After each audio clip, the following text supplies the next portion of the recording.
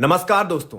पिछले कुछ दिनों से भारतीय राजनीति में एक नाम गूंज रहा है, जेफरी एपस्टीन। दावा किया जा रहा है कि अमेरिका से आने वाली कुछ फाइलें भारत में राजनीतिक भूकंप ले आएगी और मोदी सरकार गिर जाएगी। कांग्रेस के दिग्गज नेता पृथ्वीराज चौहान ने तो यहां तक कह दिया कि 19 दिसंबर को भारत का प्रधानमंत्री बदलने वाला है। लेकिन क्या इन दावों में कोई दम है या यह सिर्फ एक राजनीतिक प्रोपोगेंडा है? आज के वीडियो में हम 300 जीबी डेटा, 95,000 तस्वीरों और उन ईमेल्स का विश्लेषण करेंगे जिनका कनेक्शन सीधे भारत से जोड़ा जा रहा है। सबसे पहले, कौन था जेफरी एपस्टीन और क्या है Epstein files? Jeffrey Epstein America का एक ऐसा हाई प्रोफाइल फंड मैनेजर था जिसका रसूख व्हाइट हाउस तक था, लेकिन उसका असली चेहरा बहुत खौफनाक था। उसने एक प्राइवेट आइलैंड खरीदा था जहां वह दुनिया के सबसे ताकतवर लोगों को बुलाता था। आरोप है कि वहां नाबालिग लड़कियों का यौन शोषण किया जाता था। बिल क्लिंटन, डोनाल्ड ट्रंप और बिल गेट्स जैसे नामों का जिक्र उसकी पुरानी फाइल्स में आ चुका है।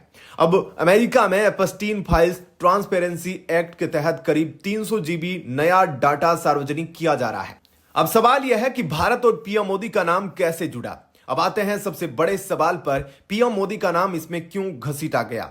असल में एपस्टीन के कुछ ईमेल सामने आए हैं जिनमें वह डोनाल्ड ट्रंप के पूर्व सलाहकार स्टीव बैनन से बात कर रहा था। उस ईमेल में एपस्टीन ने लिखा था कि आपको मोदी से मिलना चाहिए, वह बोर्ड पर है। You must meet Modi, he is on board. यहां समझना जरूरी है कि एपस्टीन एक बड़ा लॉबिस्ट, दलाल भी था। वह भारत की बदलती विदेश नीति और इजराइल के साथ बढ़ती नजदीकियों को देखकर ट्रंप प्रशासन और भारत के बीच सेटिंग करने की कोशिश कर रहा था। लेकिन ध्यान दें, पूरी फाइल्स में पीएम मोदी के एपस्टीन से मिलने, उसके आइलैंड पर जाने या किसी अनैतिक काम में शामिल होने तक का एक भी सबूत नहीं है। अब सवाल यह है, हरदीप सिंह पुरी और विपक्षी दावों की सच्चाई कितनी है?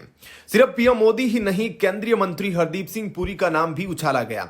सच यह है कि उस समय पुरी एक ब्यूरोक्रेट राजनयिक थे और उनका नाम केवल डिप्लोमेटिक चर्चाओं के संदर्भ में आया है। विपक्ष ने दावा किया था कि इन फाइलों के खुलते ही सरकार गिर जाएगी, लेकिन जब फाइलें सामने आई तो पता चला कि खोदा पहाड़ और निकली चुईया। कांग्रेस सांसद नासिर हुसैन ने भी बाद में केवल स्पष्टीकरण मांगा, जबकि पहले इस्तीफे की बातें हो रही थी। अब सवाल बड़ा है कि इसका निष्कर्ष और विश्लेषण क्या है? तो लबोलुआब यह है कि जेफरी एपस्टीन एक अपराधी था और उसकी फाइल्स में दुनिया के कई गंदे चेहरे बेनकाब हुए हैं। लेकिन जहां तक भारत और पीएम मोदी का सवाल है, अभी तक कोई भी ऐसा दस्तावेज सामने नहीं आया है जो किसी भी तरह के स्कैंडल की पुष्टि करता हो। ऐसा लगता है कि चुनाव से पहले एक बड़ा नैरेटिव बनाने की कोशिश की गई थी जो अब फुस होती नजर आ रही है। आपको क्या लगता है? क्या विदेशी धरती से आने वाली ऐसी रिपोर्ट्स का इस्तेमाल भारतीय राजनीति को अस्थिर करने के लिए किया जा रहा है? कमेंट में अपनी राय जरूर दें। वीडियो पसंद आया हो तो लाइक करें और सब्सक्राइब करना न भूलें। जय हिंद।